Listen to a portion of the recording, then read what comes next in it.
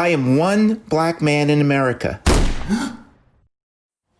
I was only 4 years old when I was introduced to George Wallace, a white man standing on the steps of the University of Alabama attempting to block the admission of African American students. I saw what he did, and I heard what he said.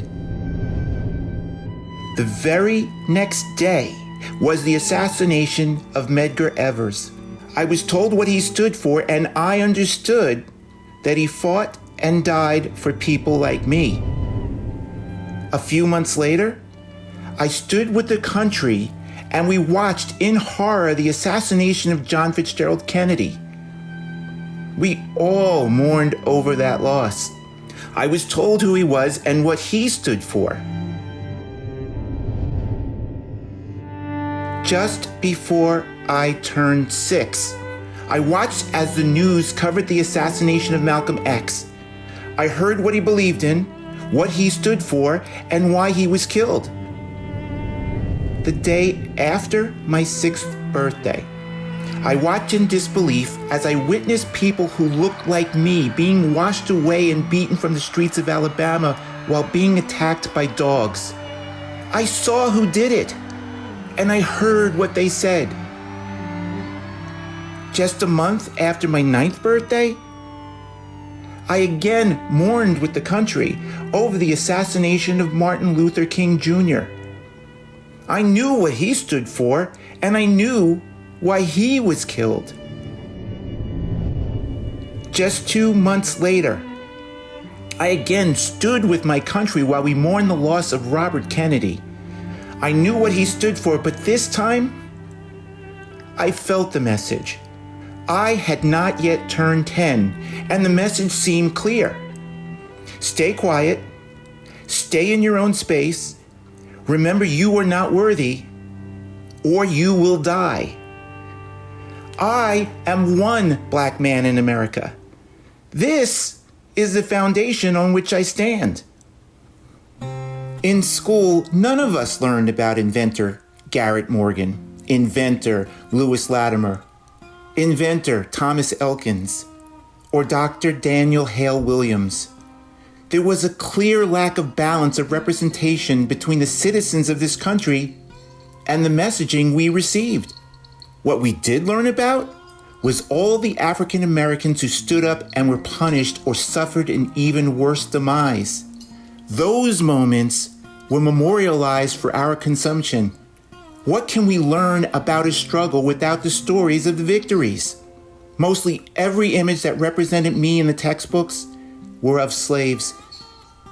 We were expected to celebrate the achievements of our founding fathers without even a footnote of African American involvement. There was no trust that America as a people could tolerate the conversations and the work needed to heal the divide, and so many grew separate and intentionally hidden away. I am one black man in America. This is the foundation on which I stand. By 1970, almost 95% of American households had a television. But during my youth, there were very few African Americans making an appearance. It was always an event when someone who looked like me showed up on television. The word spread like wildfire, and we would all rush to a television to see who it was. I suppose for a moment, there was a sense of pride we could all share. There were a series of shows in the late 70s that featured African American families, and although popular, they leaned into the differences between black and white families. It wasn't until the 1980s when television started to push back on stereotypes and show black families that were not so different than their white counterparts. By then, I was in my early 20s, and finally there was someone on television I could relate to. I have had to wait far into my adulthood to learn about African American stories from movies that have had a wide enough release so that discussions could happen outside of segregated settings. I often feel cheated of my history because I never got the chance to integrate those stories into all the other messages that flowed freely from society. Slowly, finally, and at last, Our history is now deemed tolerable to digest. I am one black man in America. This is the foundation on which I stand.